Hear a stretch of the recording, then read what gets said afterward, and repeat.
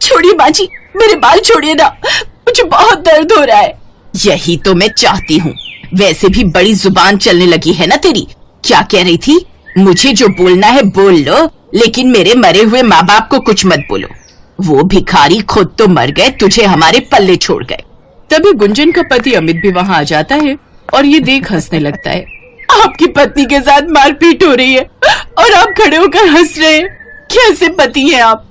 ज्यादा जुबान मत लड़ा समझी, और मैंने तो तुझे पहले ही कहा था, माँ से ज्यादा पंगा मत ले, अब भुगत। बिल्कुल ठीक कहा। चल अब जल्दी से सारे काम जल्दी जल्दी कर। ये कहकर गुंजन की सास शीला वहाँ से चली जाती है। तभी उसका ससुर राधेश्याम वहाँ आता है और रोती हुई गुंजन के सर पर हाथ फेर कर कहता है, मत रो बेटी, इस पिशाचिनी का दिल नहीं पत्थर है। मैंने तो जैसे तैसे इसके साथ सारी जिंदगी काट ली। मैं तो सारा काम करती हूँ बाबूजी, फिर भी माँ जी मुझसे हमेशा नाराज ही रहती है। ऊपर से मेरे पति वो भी मेरा साथ नहीं देते। शीला का स्वभाव ही ऐसा है बहू, और मेरे दोनों बेटे भी निकम्मे हैं, इसलिए अपनी माँ के चमचे बने फिरते हैं। अरियो, अगर अपने ससुर के कान भर दिए हो और तेरा रोना धोना अब हो गया हो तो 2 घड़े पानी लेकर आ घाट से। और आप क्या कर रहे हैं? चलिए अंदर। अरे मैं तो बस ऐसे ही हाँ आ रहा हूँ अंदर। अपनी किस्मत को कोसती हुई बेचारी गुंजन एक घड़ा सर पर एक कमर पर रखकर पानी लेने चली गई। माँ जी ने तो हम सबको डरा धमका कर रखा है। अगर ऐसा ही रहा तो मैं तो कुछ ही दिनों में मर जाऊंगी। कुछ समझ नहीं आता ऐसा क्या करूं कि सासू माँ का रवैया मेरे प्रति बदल जाए। हो सकता है अभी मुझे आए हुए कुछ महीने हुए, कुछ समय बाद शायद बच्चे होने के बाद उनकी मेरे प्रति राय बदल जाए। अपने मन को तसल्ली देकर गुंजन 2 घड़े उठाए घर आती है, लेकिन तभी दहलीज में उसका पैर साड़ी में उलझने की वजह से फिसल गया और दोनों घड़े टूट गए। हे भगवान, इस कलमुही ने कर दिया ना नुकसान। माँ मैं तो तुम्हें पहले से ही कह रहा हूँ, इसका खाना पीना कम करो, खा खा कर मोटी होती जा रही है, इसीलिए इससे चला नहीं जा रहा है। ठीक कह रहा है, अगले 5 दिन तक तू एक ही वक्त खाना खाएगी। शीला अब उससे घर का तो सारा काम लेती, लेकिन खाने को उसे एक वक्त ही देती। ऐसे ही कुछ दिन बीत गए। एक रोज, अरियो मनहूस, शादी को इतने दिन हो गए, अभी तक कोई खुशखबरी नहीं आई। ऐसा तो नहीं है कि तू कहीं बांझ है? अपनी सास के दिन रात के ये अत्याचार और ताने सुनकर गुंजन बड़ी उदास हो जाती है और वो उदास होकर आंगन में बने पेड़ के नीचे बैठ जाती है। तभी उसके पास उनका पालतू कुत्ता जिमी आता है। इंसान तो इंसान का दर्द नहीं समझते जिमी, लेकिन तू बेजुबान होकर भी मेरे सब दर्द समझता है। मेरी तो समझ में नहीं आ रहा क्या करूं, कहाँ जाऊं। ऐसे ही कुछ दिन बीतते हैं। एक रोज, सुनिए जी, आज मेरी तबीयत कुछ ठीक नहीं लग रही, मुझे डॉक्टर के पास ले चलिए ना। अच्छे से जानता हूँ मैं ये तेरे काम ना करने के बहाने है, और मुझे अभी चौपाल जाना है, दोस्तों के पास ताश खेलने, समझी? अमित वहाँ से चला जाता है। फिर शीला गुंजन के पास आती है।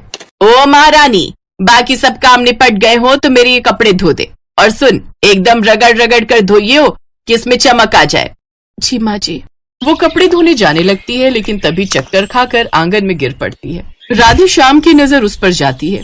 कुछ देर बाद दाई माँ वहाँ आती है और उसका चेकअप करती है। अरे मुंह मीठा करवा शीला, तेरी बहू पेट से है और वो भी एक साथ जुड़वा बच्चों को जन्म देने वाली है। आप सच कह रही हैं? और वो भी जुड़वा बच्चे।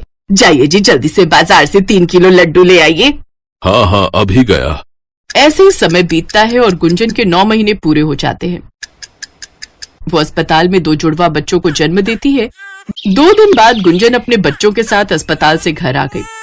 ऐसे ही 15 दिन बीत गए। एक रोज, देख अमित, हमें तो हमारा वंश मिल गया, लेकिन ये माँ बेटी हम पर बेकार का बोझ ही हैं। दोनों मुफ्त में रोटियां तोड़ेंगी सारा दिन। मुझे लगता है इनका कुछ न कुछ करना ही पड़ेगा। जैसा तुम कहो माँ। अब दोनों प्लान बनाते हैं। गुंजन, वो मैंने मन्नत मांगी थी कि मेरे घर लक्ष्मी आएगी तो मैं उसे लेकर पहाड़ी वाली माता के मंदिर जाऊंगा।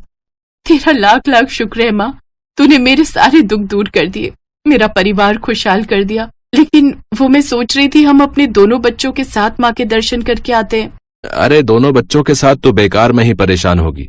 मुन्ना को हम माँ के पास छोड़ देंगे। अगले दिन वो पहाड़ी वाले मंदिर पहुँच जाते हैं, जहाँ दर्शन करने के बाद अमित, चलो गुंजन, अब थोड़ी देर इस पहाड़ी के छोर पर बैठ जाते हैं। वैसे भी क्या ठंडी ठंडी हवा चल रही है। ठीक कहते हो जी, थक तो गए हैं, चलिए बैठते हैं। जहाँ वो रुके थे वहाँ गहरी खाई थी। गुंजन जरा यहाँ आओ तो, देखो तो जरा क्या नजारा है। गुंजन जैसे ही आगे की तरफ देखने लगी, अमित ने उसे पीछे से धक्का दे दिया और गुंजन गोद में लिए हुए बच्चे के साथ उस खाई में गिर गई। कोई बचाओ। लो हो गया काम तमाम। अब देख सुमित, तू मेरा छोटा भाई है इसलिए कह रहा हूँ, इस बात की खबर किसी को नहीं होनी चाहिए। सबको यही बोलना है कि पैर फिसलने के कारण खाई में गिर गई। लेकिन उनके कुत्ते जिमी ने ये सब देख लिया और वो भागते हुए खाई की तरफ गया, जहाँ नीचे उसने देखा कि बच्ची कपड़े के सहारे पेड़ पर लटकी हुई है और गुंजन जमीन पर खून से लथपथ मरी पड़ी है। तभी गुंजन की आत्मा उसके शरीर से निकलकर बाहर आई। उसकी आत्मा अपनी बच्ची को उठाने की कोशिश करती है, लेकिन वो उठा नहीं पाती और वो जोर जोर से रोने लगती है। उन पापियों ने एक दुधमुई बच्ची को उसकी माँ से अलग किया है, अब मैं उन्हें नहीं छोड़ूंगी।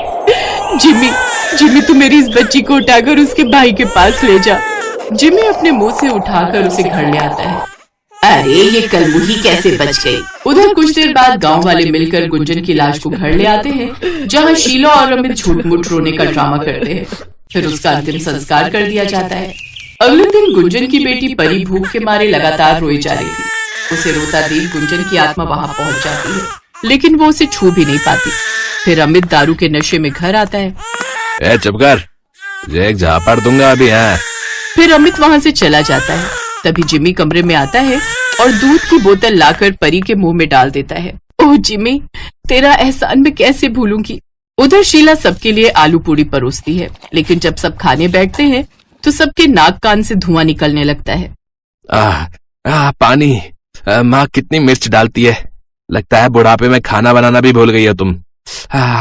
मिर्च तो मैंने कम ही डाली थी। फिर तभी वहां गुंजन की आत्मा खड़े होकर मुस्कुरा रही थी। रात को शीला जब अपने कमरे में सो रही होती है तो अचानक उसके कमरे की लाइट ऑन ऑफ होने लगती है। वो खिड़की खोलती है तो सामने सफेद साड़ी में बाल खुले हुए गुंजन की आत्मा खड़ी होती है। नहीं नहीं, ये नहीं हो सकता। वो बुरी तरह घबरा जाती है और बेहोश हो जाती है। अब वो अगले कुछ दिन तक कुछ न कुछ बहकी बातें करती रहती, जिससे उसके घर वाले अब उसको बुढ़ापे का असर कहते हैं। एक रोज अमित अपने भाई के साथ छत पर बैठकर शराब पी रहा था। माँ भी ना सटिया गई है, कहती है गुंजन की आत्मा उसे दिखाई देती है। वैसे मुझे लगता है कि माँ के लिए बहू लानी पड़ेगी। वो कल्लू हलवाई की बेटी मुझे बहुत पसंद है। हाँ तो भैया उठा लाएंगे उसे आपके लिए। तभी वहां गुंजन की आत्मा आती है, जिसे देखते ही दोनों घबरा जाते हैं। फिर गुंजन उन दोनों को हवा में उड़ाते हुए छत से धक्का दे देती है। उन दोनों के नीचे गिरते ही मौत हो जाती है। ये देख शीला पागल हो जाती है और वो गुस्से में नन्ही परी का गला दबाने लगती है कि तभी वहां गुंजन की आत्मा आ जाती है और शीला के हाथ अपने आप ही उसके खुद के गले तक जाते हैं, जिससे वो अपना गला दबा लेती है और उसकी मौत हो जाती है। अब गुंजन सबके सामने आती है और उनको सारी सच्चाई बताती है। फिर राधेश्याम और जिमी के भरोसे अपने दोनों बच्चों को छोड़कर सदा सदा के लिए इस दुनिया से चली जाती है।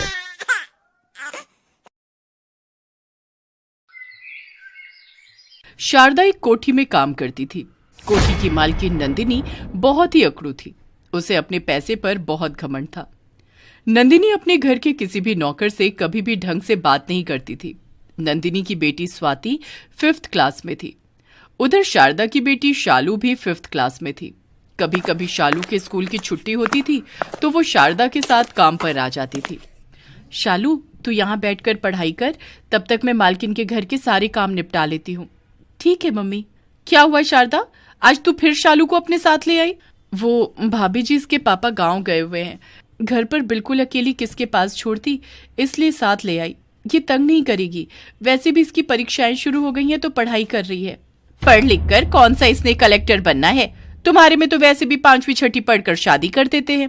नहीं आंटी, मैं पढ़ लिख कर बहुत बड़ी इंजीनियर बनूंगी। मैंने मम्मी पापा को बोला है कि मुझे खूब पढ़ाई करनी है। बेटा, तुम्हारी माँ गरीब है, वो तुम्हें इंजीनियर नहीं बना सकती। ये सब सपने देखना छोड़ दो। और वैसे भी तुम लोग इंग्लिश मीडियम में तो पढ़ते नहीं हो, मामूली छोटे से स्कूल में पढ़ते हो, वो भी हिंदी मीडियम, तो उसके बलबूते तो तुम इंजीनियर बन ही नहीं सकती। शारदा, बच्चों को वही सपने दिखाया करो जिन्हें तुम पूरा कर सकते हो। बेकार में ही तुम शालू के दिमाग में बड़ी इंजीनियर बनने का सपना सजा रही हो, जबकि तुम जानती हो कि तुम एक गरीब माँ हो। शालू का मन उदास हो गया। जब वो शारदा के साथ घर जा रही थी तब उसने उससे पूछा, मम्मी, गरीब क्या होता है? और आंटी हमें गरीब क्यों कहती हैं? क्या गरीब इंजीनियर नहीं बन सकते मम्मी? क्या मैं बेकार ही सोच रही हूँ कि मैं इंजीनियर बनूंगी?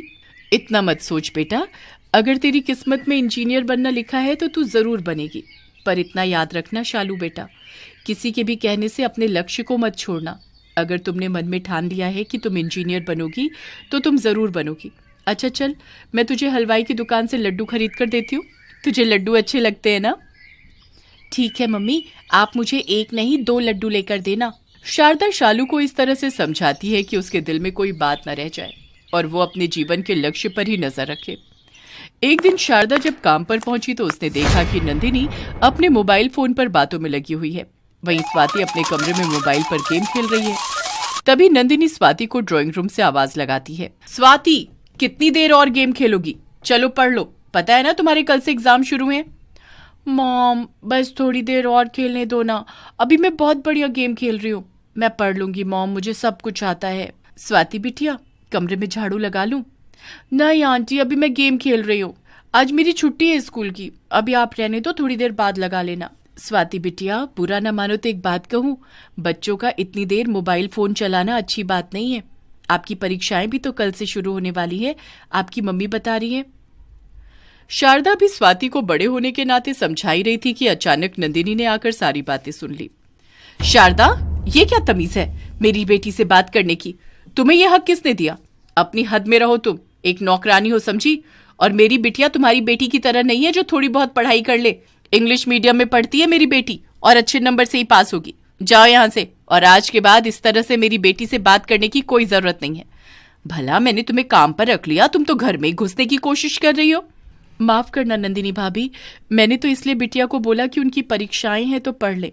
ठीक है, मेरा दिमाग खराब मत करो। जाओ यहाँ से, बाहर की सफाई करो। और स्वाति, मैं थोड़ी देर में मार्केट जा रही हूँ, तुम मेरे पीछे से पढ़ाई कर लेना। नंदिनी की यही आदत थी कि वो अपनी बेटी स्वाति पर ध्यान नहीं देती थी और इससे स्वाति की पढ़ाई पर असर होने लगा। फिर एक दिन, मम्मी मैंने कहा तो मुझे नहीं पता था कि मेरा मैथ्स का एग्जाम है, मैं भूल गई मम्मी। अब कैसे होगा, तुम्हारे पापा भी घर पर नहीं है, ट्यूशन में तुम ध्यान नहीं लगाती हो, इतने सारे कोर्स को 2 दिन में कैसे पूरा करोगी? मैं भी तुम्हें बिल्कुल नहीं पढ़ा पा रही हूँ, कितना ही पढ़ा लूंगी। सैटरडे संडे का ऑफ था, इसलिए शारदा के साथ शालू भी आई हुई थी। शालू के एग्जाम खत्म हो चुके थे। शालू नंदिनी के पास आई और बोली, आंटी अगर आप कहो तो मैं स्वाति की हेल्प कर सकती हूँ, मेरे एग्जाम खत्म हो चुके हैं, मैं स्वाति को मैथ्स पढ़ा दूंगी। तुम कैसे पढ़ाओगी शालू, तुम हिंदी मीडियम की लड़की हो, तुम्हारे स्कूल में उनके बड़े स्कूल के जैसी पढ़ाई नहीं होती है। आंटी मैथ्स के फॉर्मूले तो सब जगह एक ही होते हैं, हमारे स्कूल में भी स्वाति के स्कूल जैसी ही किताबें हैं। मेरा कोर्स स्वाति के साथ मिलता जुलता है, अगर आप कहो तो मैं स्वाति को पूरी मैथ्स करवा दूंगी। ठीक है, एक बार शुरू करो, मैं देखती हूँ कि तुम इसे कैसे समझाती हो। मॉम क्या कर रहे हो, शालू मुझे नहीं पढ़ा पाएगी, मेरा तो दिमाग खराब हो रहा है, मैं क्या करूंगी कल एग्जाम में। एक बार पढ़कर देख लो, नहीं समझ आएगा तो करना फिर जैसे पेपर करने, मैं क्या करूं। शालू स्वाति को मैथ्स पढ़ाने लगती है। कुछ ही देर में नंदिनी देखती है कि स्वाति शालू से बहुत अच्छे से मैथ्स समझ रही है। ये देखकर वो हैरान रह जाती है। नंदिनी भाभी चिंता मत करो, शालू मैथ्स में बहुत अच्छी है, इस बार उसके पेपर बहुत अच्छे गए हैं। उसकी टीचर कह रही थी कि वो गणित में बहुत अच्छे नंबर लेकर आई है। हाँ मुझे दिख रहा है, स्वाति शालू से अच्छे से समझ पा रही है। शालू के पास 2 दिन का टाइम था, वो शनिवार और इतवार दोनों दिन स्वाति को खूब मेहनत करवाती है। शालू का दिमाग पढ़ाई में बहुत अच्छा था, उसके बताए गए तरीके से स्वाति मैथ्स को करती है। अगले दिन सोमवार को जब स्वाति पेपर देकर आती है तो वो बहुत खुश थी। मम्मी मेरा मैथ्स का पेपर बहुत अच्छा गया है, आपको पता है शालू ने मुझे एक एक चीज समझाई थी। मेरी ही सोच गलत थी, मैंने हमेशा शारदा को गरीब कहकर उसका कितना अपमान किया, पर आज देखो उसकी बेटी कितनी समझदारी से स्वाति को पढ़ा रही थी। मुझे शारदा से माफी मांगनी होगी। कुछ समय बाद स्वाति का रिजल्ट आ जाता है। स्वाति के मैथ्स में बहुत अच्छे नंबर आए थे। नंदिनी जानती थी कि स्वाति के अच्छे मार्क्स लाने में सबसे बड़ा हाथ शालू का है। शालू बेटा, ये मेरी तरफ से तुम्हारे लिए उपहार है, तुमने स्वाति की बहुत मदद की। ये लो तुम्हारे लिए लैपटॉप, तुम्हें इसकी बहुत जरूरत होती है ना, और तुम्हें इंजीनियर भी बनना है, ये तुम्हारे बहुत काम आएगा। Thank you aunty, thank you so much. Shalu के चेहरे पर जो मुस्कान थी उसका कोई मोल नहीं था। नंदिनी जानती थी कि शालू ने जो स्वाति के लिए किया वो भी काबिले तारीफ था। नंदिनी पैसे वाली थी। वो एक गरीब माँ की बच्ची का भविष्य बनाने में मदद कर सकती थी। एक गरीब की बच्ची का सपना पूरा होने में थोड़ी सहायता कर सकती थी। उसकी इसी सोच ने उस दिन से उसके व्यवहार को बदल दिया। अब कभी भी स्वाति को पढ़ाई में कोई परेशानी होती तो नंदिनी शालू को बुला लेती। नंदिनी ने देखा कि व्यक्ति अमीर या गरीब कुछ नहीं होता, व्यक्ति का चरित्र मायने रखता है। अच्छी संगत में रहने से बच्चे अच्छी सीख ही लेते हैं। स्वाति को बार बार पढ़ने के लिए कहा जाता था, पर आज वो भी शालू के साथ रहने से पढ़ने में अच्छी हो गई।